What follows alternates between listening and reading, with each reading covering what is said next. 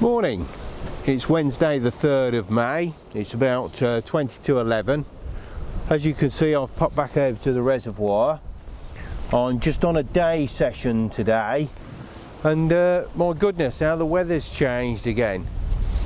A little bit of southerly wind that we had has disappeared, and we've gone back to northeasterlies again. And as you can see, it's tanking across the reservoir here, so I've come to this particular swim. It's a little bit more sheltered than some of the other areas on the reservoir.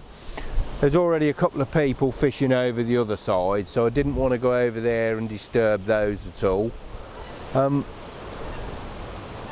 yes, it's alright, I've just seen a cormorant coming across. Yes, it's certainly changed weather-wise. Wind's about 18 mile an hour at the moment.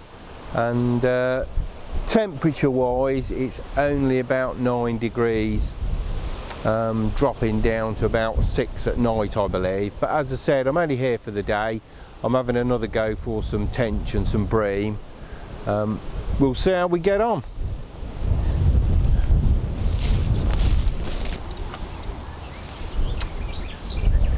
I'm fishing 3 rods today. I've got 2 on method feeders, fished helicopter style, braided hook links, stripped back a couple of millimeters before size 12 hook, and I've got 2 grains of corn on that one. On the second rod, I'm fishing a method feeder with a braided hook link, stripped back a couple of millimeters from the hook, with 3 buoyant maggots on. I'm using the braided hook links on the helicopter rig because that helps to eliminate tangles on the cast. And on the last rod, I'm fishing a 1.5 ounce lead, a fluorocarbon hook link of 8 pounds to a size 12 hook, and 3 maple peas on a hair. And I'll be fishing that one in about 10-15 yards out from the reed edge with a scattering of maple peas round it for the tench.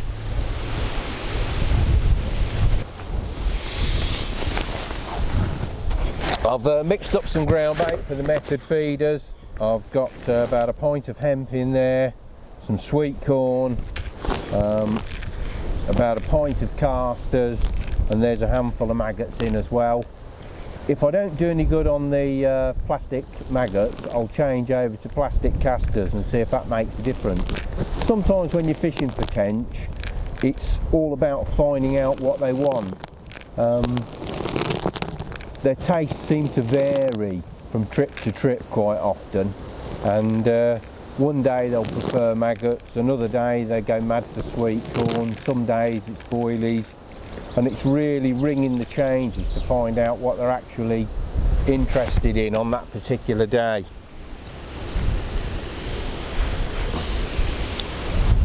And as I showed you before, I've got a little jar of maple peas that I've prepared, and I'll be scattering a few of these out on the close-in rod. The secret when you mix your ground bait for feeder fishing, whether it's method feeders or other feeders, is to always add the water to the ground bait. Some people do it the other way around, but I found over the years that works best for me. I don't get it too lumpy. And secondly, is to add just enough water so that it'll bind but won't fly apart. If it's too dry, it won't bind to the feeder. If it's too wet, it'll just slop off of it. And when you've mixed it, you do your initial mixing, that's what I normally do, is I'll leave it for 10-20 minutes because it will soak up quite a bit of the water. Where it seems wet at first, it'll actually soak up quite a bit and become a bit drier. And then I'll try it again and see if it moulds into a nice ball, just like that does. If it's become too dry, I'll add a little bit more water. Obviously, if you have overwet it, you've got to add a bit more dry ground bait with it to bring it back.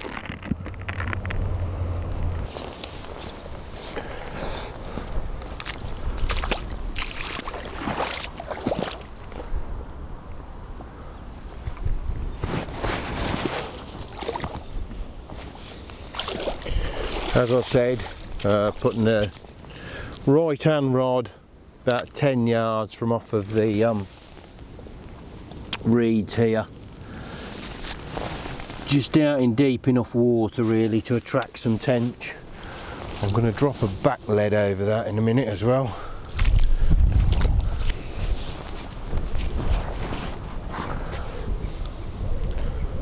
I know the swim quite well, and I've in the past taken a lot of pictures of when the water level was right down. So I know the areas that I'm fishing to, and I've already got the rods clipped up to those distances. Mould a nice ball around the feeder, keep it quite compact. And the thing when you're casting the method feeder as well is not to give it the big heave-ho. Always check that it's not tangled around the tip, but it's more of a nice gentle lob in the direction of where you want to go.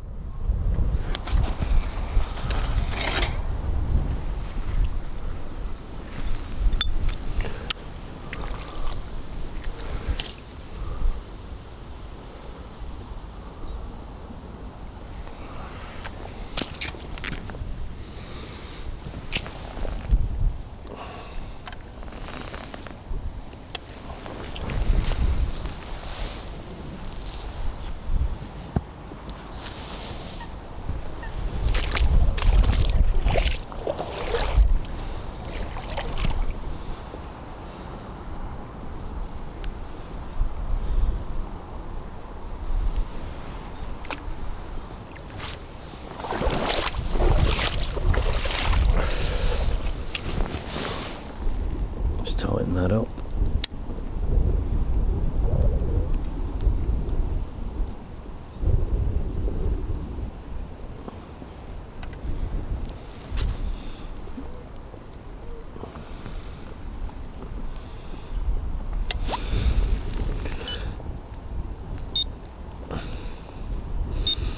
I've got other anglers on the water today. I'm sure they don't want to hear my adjusting my bite alarms, or my line should I say, and setting the bite alarms off. So I'll try and lift the rod up off the bite alarms while I'm tightening up, out of courtesy to them, especially at night time. Other people are trying to sleep, and it's amazing how the sound travels across the reservoir. It's quite annoying when somebody's doing that. But I am equally as guilty of it, I quite assure you. Sometimes it's just a matter of being forgetful, not done deliberately.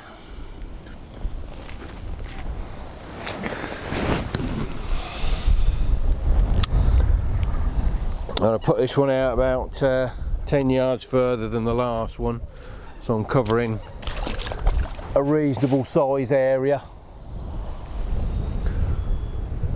As I said, nice gentle lob. That way you won't crack off or anything silly.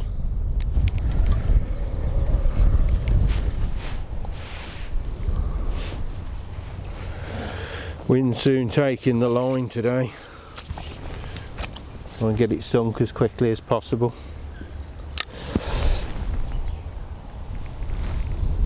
I've got the rods popped up just to get them over that bit of reed margin that's out in front of me. There's just a handful of them there. I'll try and pull them up in a minute, but I've only got welly, so I can only go so far.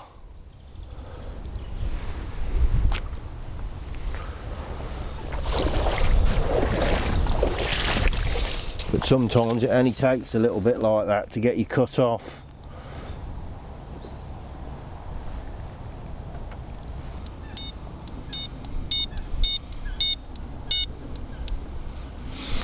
I'm going to put the heads on silent and just work off the remote because I'm sitting back away from the rods today. I think we might have something here.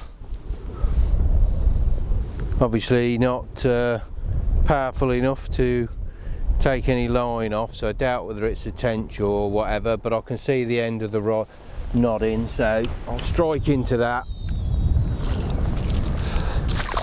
And yes, we certainly are into something here.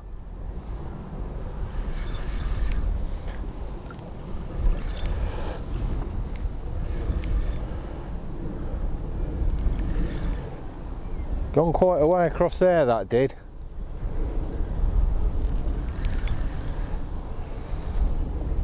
Should imagine it's a bream by the feel. Certainly not a tench. It would have taken line in the first place if it was a tench.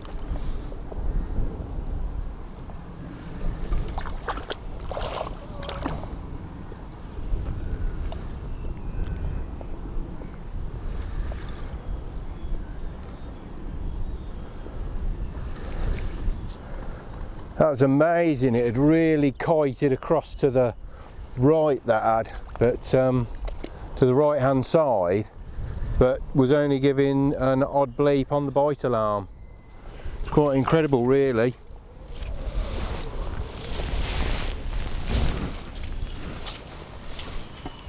I'll just turn that over so I can see.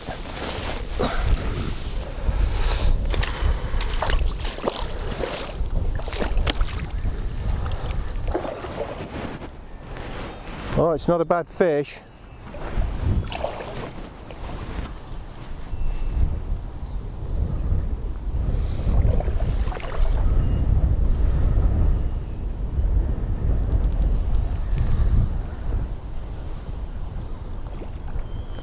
Yeah, it's a nice bream.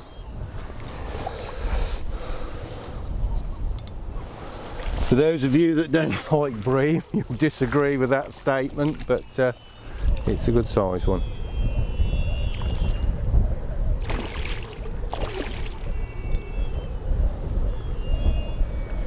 Obviously recovered a bit from the other week. I've got a bit more go in them.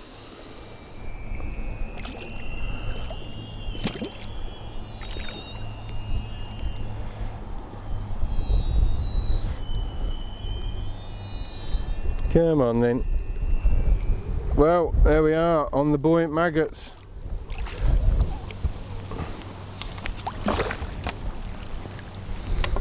Well, would you credit it, it's May.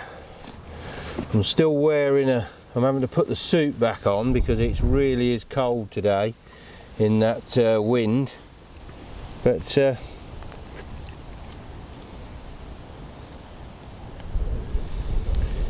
we've caught something.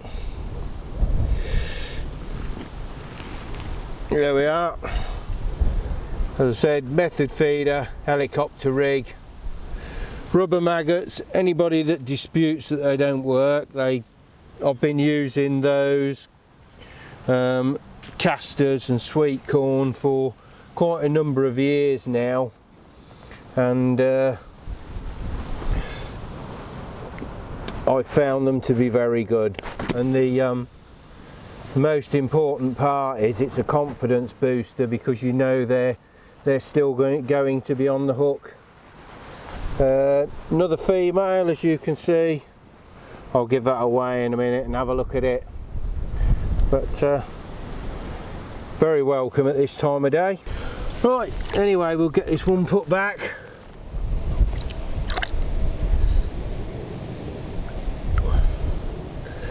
Off you go. Oh, this water is freezing again. Right, let's get that back out there.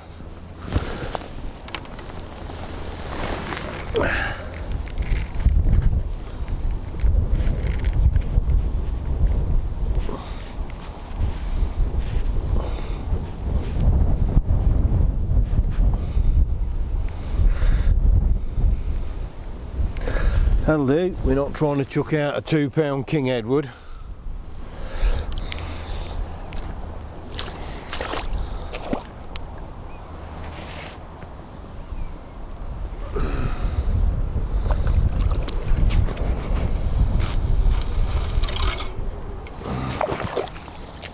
Get that down, a couple of turns on the reel as quick as possible. That line sunk.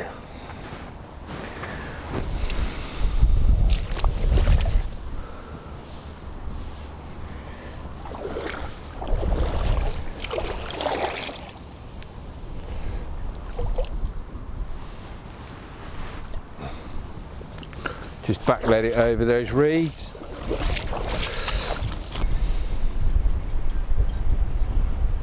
Yeah, it's dropping. I'm going to hit that.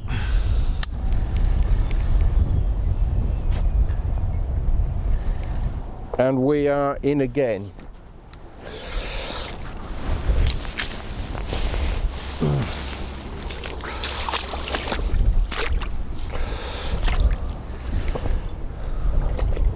For those of you who are wondering why I got two sets of bite alarms and two pods set up, it's because I was going to do a review on some bite alarms on the different types, and I'd just literally set that up and move one rod over to demonstrate, and that was absolutely perfect. Off it went. Just what I wanted. Set that back lead off a moment. Oh. And remove the hook. I always use barbless hooks. I changed over to barbless years ago when they first came onto the market, and I did fly fishing in as well, and I've never had an issue with losing fish, to be honest. I've probably lost as many previously on barbed hooks as I have on barbless, and they certainly come out easier and in my opinion do an awful lot less damage. As you can see, this is a male. If you look on there, you can see the spawning tubercles all over its head. A little bit smaller than the female, probably about 6.5, I should imagine, getting on for something like that. 6.5. I'm not going to bother weighing it. Anyway, I'll get this one put back. Right, put this back out after being interrupted again.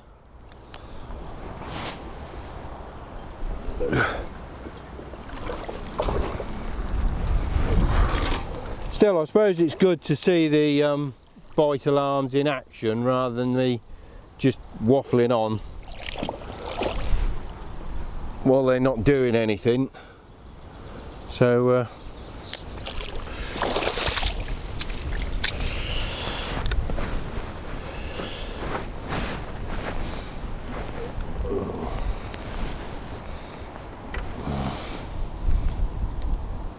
but I think I just had a senior moment, made a schoolboy error. I was talking to the camera when the rod started going, and I thought I was switching the bite alarms on when in fact, no, sorry, I thought I was switching the camera on when in fact I think I turned it off.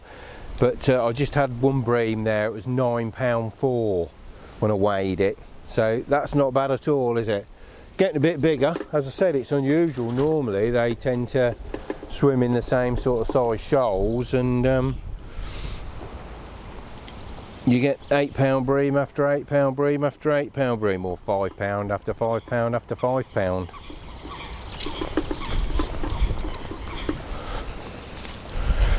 Right, I'm going to be a bit quick with this one because the middle rod's been bleeping as well now. I think that's about to go off shortly, but these must be really feeding up after spawning. God, he's got thick lips on it, this one has. Come on you, it's only a barbless up.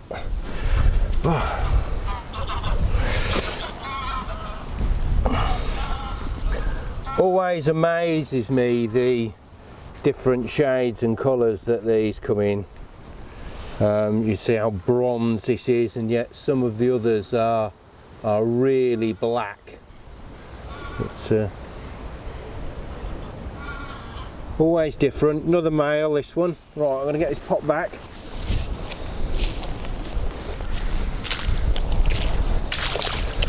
Well, there's nothing happening on this inside rod over the maple piece, so put it down over a little bed of maple peas. So I'm going to put this rod back out where I've been catching the bream from. I've already had one on the maple peas out there off of this rod, so I'm just going to swap it over again just to prove it wasn't a fluke to everybody. But as I said, very good bait. Make sure you prepare them properly, soak them and then boil them. They stay on well. That's another thing that I like about them. You know, they're almost like the plastic baits. I never have to worry about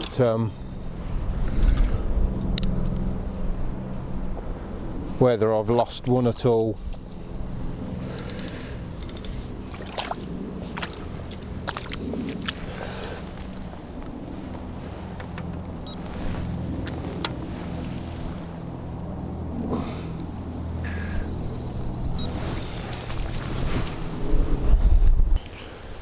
Well, I swapped the rods over. Because I said I wanted to prove that the maple peas do work, and I was getting all the fish on one rod, and here we are now. The rod I put out with the maple peas on is up and running.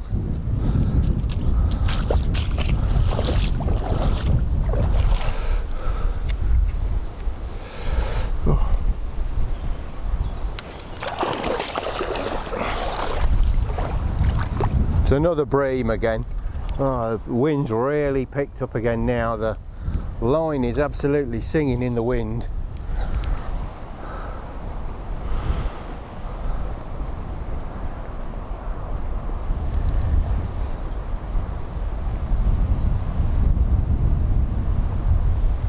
It must be absolutely massive shoal out there at the moment to be getting these like this.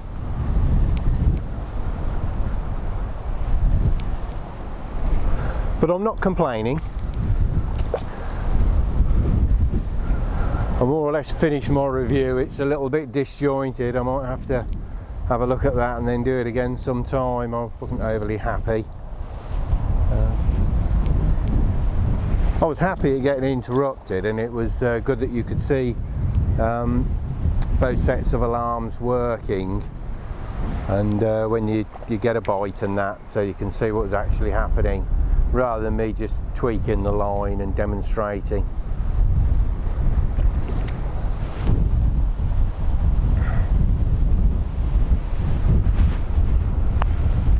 Well, there we go.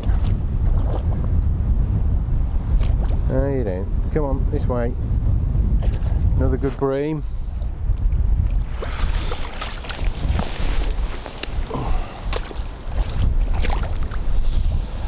Here we come.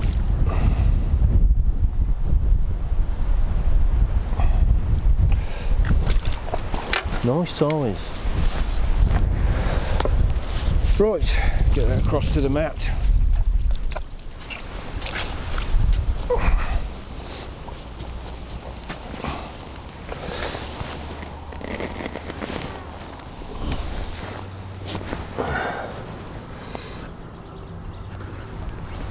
I just wanted to show you, it's easier if I just turn him around actually.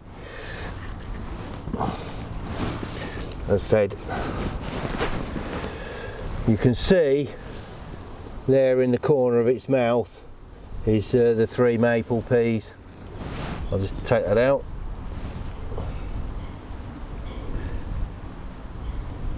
Come on.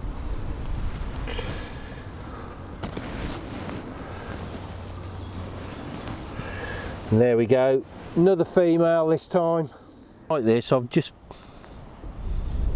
you'll like this, I've just put it out not more than 30 seconds and it's gone off already.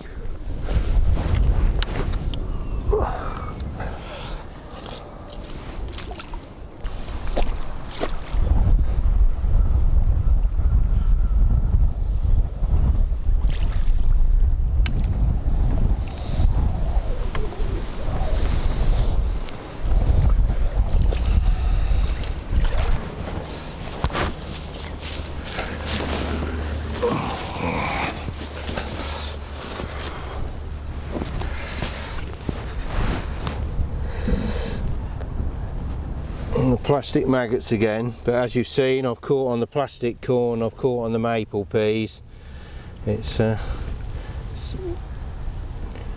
the action's mainly coming on this rod as I've swapped them over, so it's not down to the bait particularly, it's more down to where that rod's positioned. There we go, not bad again, another female.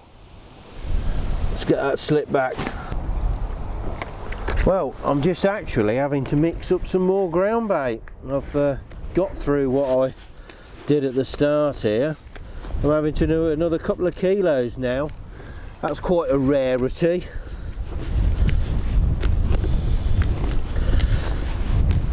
Normally about 2 kilos last me for the session, but I'm getting through it a little bit today. Sport's been so good, which is nice.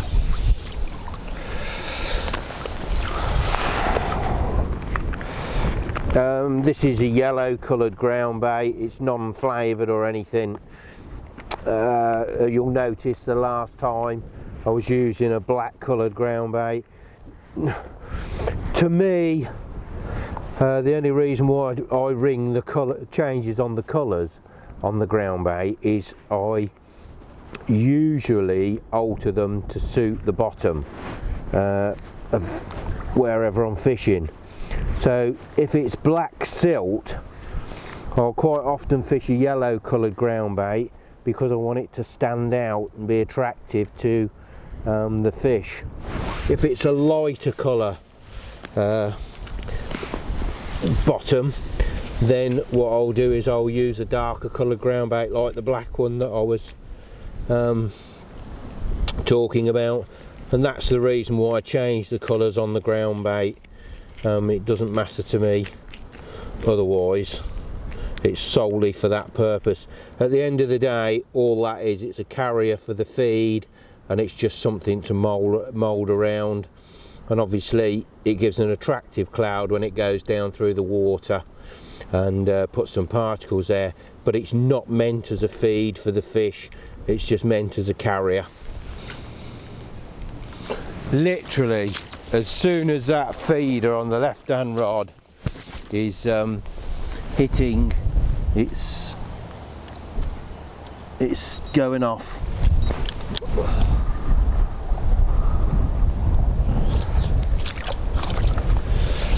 Might as well not be bothering with the other rods really.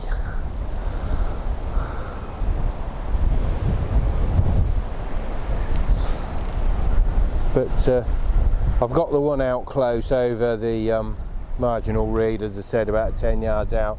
I really was hoping for some tench, and that's the sort of area that I picked them up from on this reservoir.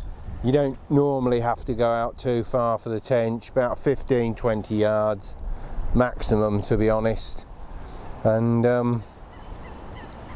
always used to say about 40 to 50 for the bream.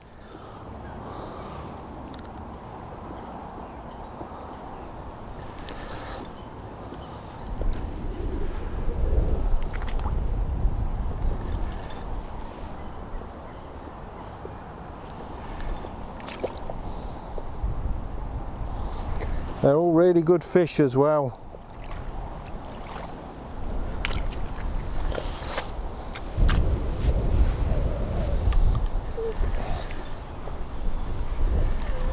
But all in that one particular area.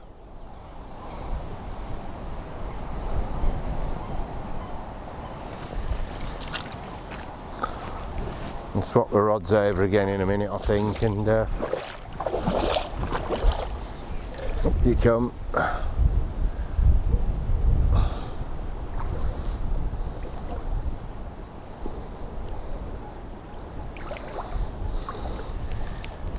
It'd be nice to get one of the really big ones, or to get a tench would be very pleasing. But I mustn't complain. I'm having a very good day's fishing.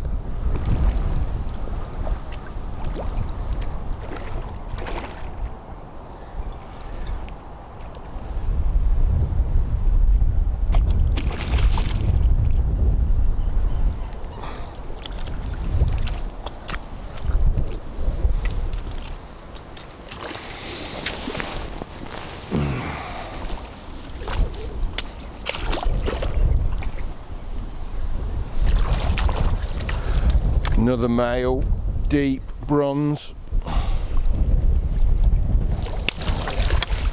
Very good weights though. Right, I'm just going to swap the rods over a moment, and I'm going to put the corn rod out where I've been fishing the maggot rod.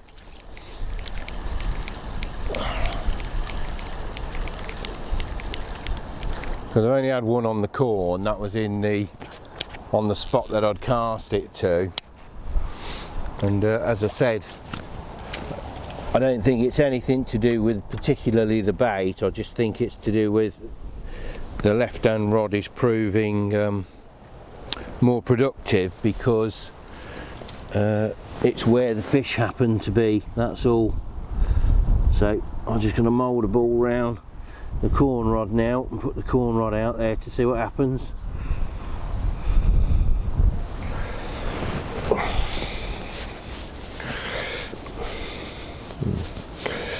Yeah, it's dried out a little bit after I've mixed it, so I'll need to wet that up a little bit.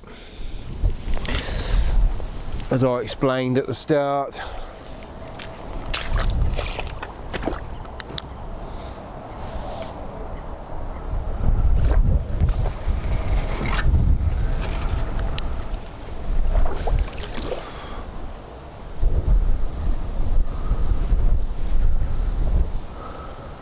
I've just gone over to the one rod now, making it easier for casting, and we're into one already.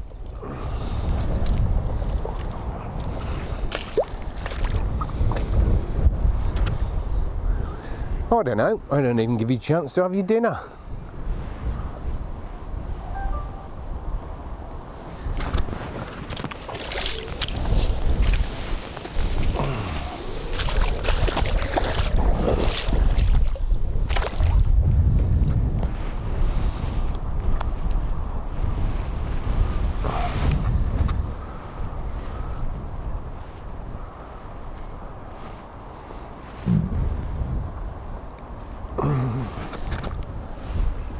I'd like to say it's all down to skill and a jammed anti-reverse button, but to be honest, it must be absolutely packed with fish out there in that one particular spot.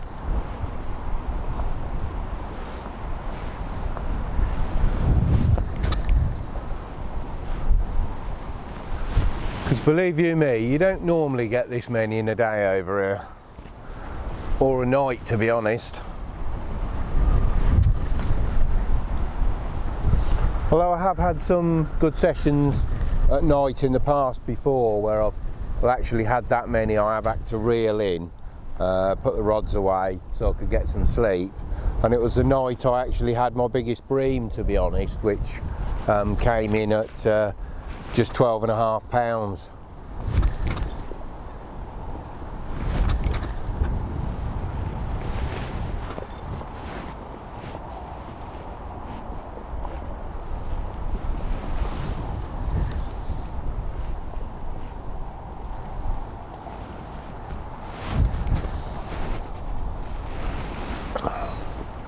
Went quiet for a few minutes, and I was beginning to wonder whether the shoal had moved on, because they were obviously too vast for the amount of feed that I was putting out there for them. But I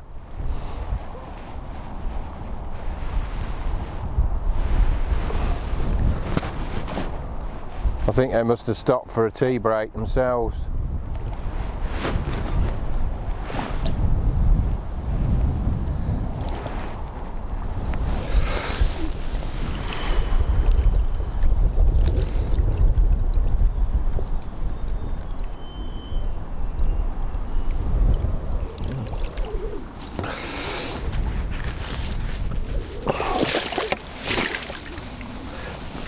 Right, if you just hold still, mister, I can slip that hook straight out.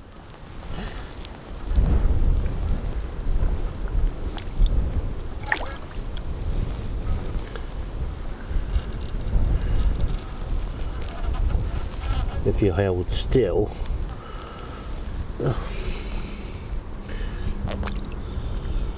Come on, it's only in your bottom lip, don't make it difficult. There we go.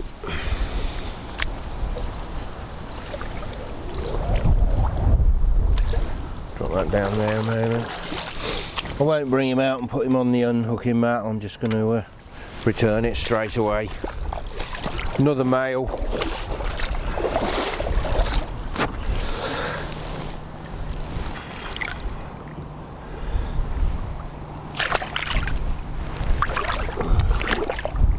Oh, it's very rough.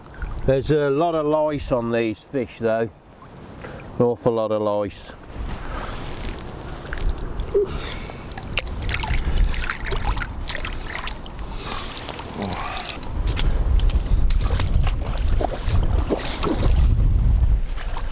It's a good fish to end the session on.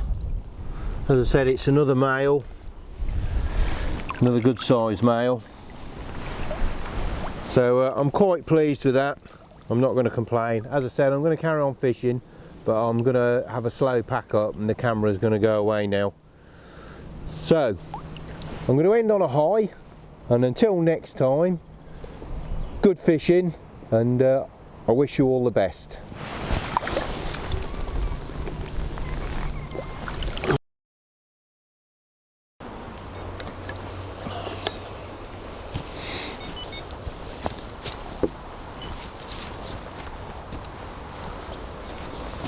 Well, we're off again. I'm just going to hit this. This is going to be my last fish.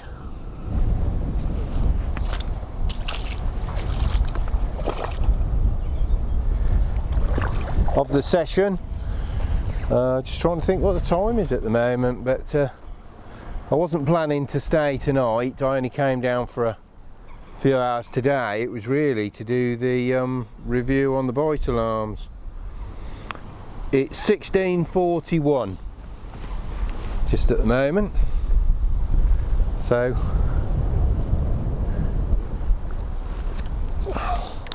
but I've had far more fish than I ever expected to have. Thought I might have had 4 or half a dozen during the course of the day, but never as many as this.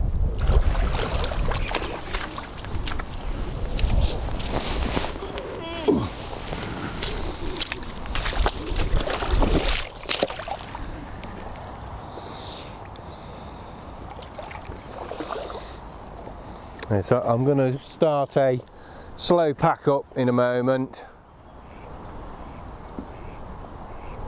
because I've got to make a couple of trips back to the car again, and I'm going to get the camera away. So as I said, I was going to make this my last fish anyway. Mind you, I said that on the last fish, and this went off before I had a chance to do anything.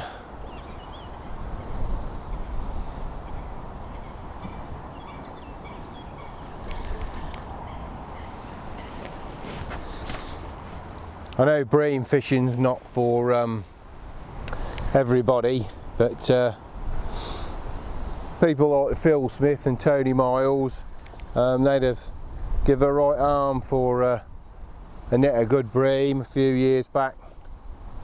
I know Tony Miles used to come over here. I think he used to have a week or a fortnight over here once a year.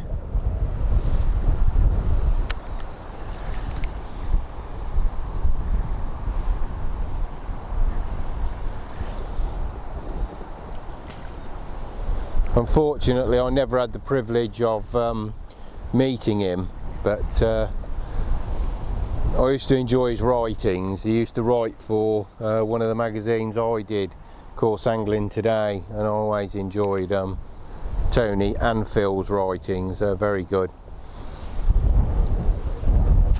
And Tony's account of fishing at TC Pit in Big Fish from Famous Waters was brilliant, as was Phil Smith's from Queensford.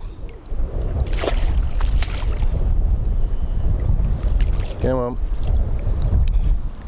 over we go. Right, another male. We've not had a shortage of fish at all today, and as you will have seen on the film if you've watched this, I even had 2 at once.